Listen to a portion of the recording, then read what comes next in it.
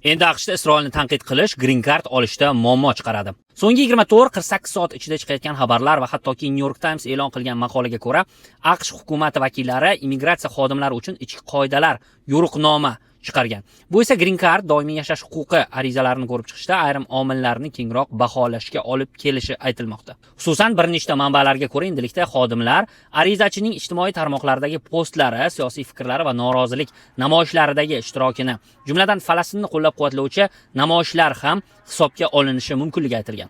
Ba'zi misollarda Isroilni tanqid qiluvchi yoki Falastinni qo'llab-quvvatlovchi kontent salbiy omil sifatida talqin qilingani aytilmoqda. Ayrim manbalarda esa Isroilga qarshi bayonotlar antisemitizm yoki hatto AQShga qarshi ideologiya sifatida ko'rilishi mumkinligi va shu asosda immigratsiya imtiyozlari rad etilishi ehtimoli borligi ta'kidlangan. Biroq juda muhim jihat shundaki, yuqoridagi yo'riqnoma qonun emas va yo'riqnoma asosidagi Falastinni qo'llab-quvvatlash avtomatik ravishda doimiy yashash uchun ruxsat Green Card rad etilishini anglatmaydi. Bu ko'proq ichki siyosatga asoslangan, tavsiyaviy xarakterga ega bo'lgan yo'riqnoma bo'lib, immigratsiya xodimlariga kengroq shaxsiy erkinlik beradi.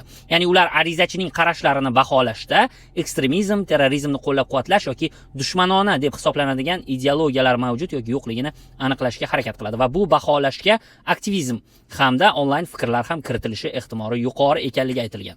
Shu sababli jarayon aniq qoidalarga emas, balki ko'proq subyektiv talqinga bog'liq bo'lib qolgan. Bu holat katta bahs munozaralarga sabab bo'lmoqda. Fuqarolik huquqlari himoyachilari buni so'z erkinligi tamoyillariga zid bo'lishi mumkinligidan ogohlantirishgan. Chunki bu yondashuv Isroil hukumatining siyosatini tanqid qilish kabi legitim siyosiy fikr bilan haqiqiy nafrat yoki ekstremistik qarashlar o'rtasidagi chegarani aniqlashtirishni qiyinlashtirishi aytilgan. Undan tashqari, tanqidchilarga ko'ra, endi odamlar immigratsiya maqomiga zarar yetkazmaslik uchun o'z fikrlarini ochiq aytishdan qo'rqib qolish xavfi ortishi aytiladi.